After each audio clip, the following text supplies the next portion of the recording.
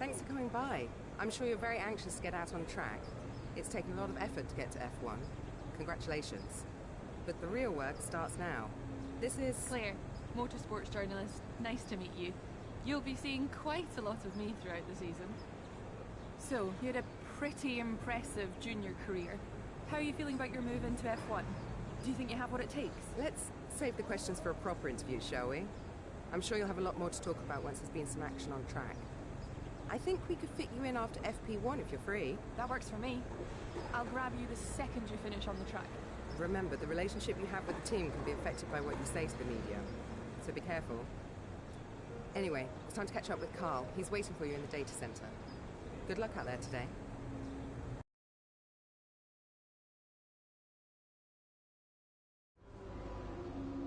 Welcome to the data center. Here, we've got access to all kinds of information, including car telemetry, weather, lap times, tyre wear, the list goes on. Plus, we've got a direct link back to the factory, so we're in constant communication with the team there. We need you to regularly feedback about areas of the car that are lacking and help us direct our resources in the most productive way. More effort here equals a quicker car, so it's well worth the effort. Good luck this season. Oh, and make us all look good, okay?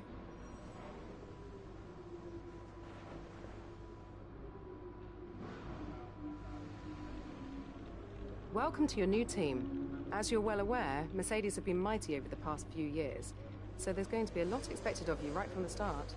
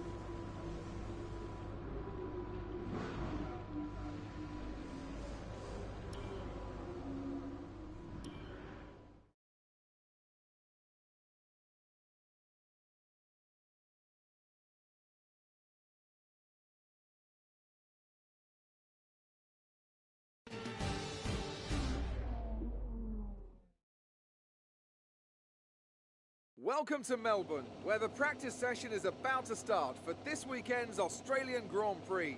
The pre-race talking is over. Now it's time for the drivers to show their worth.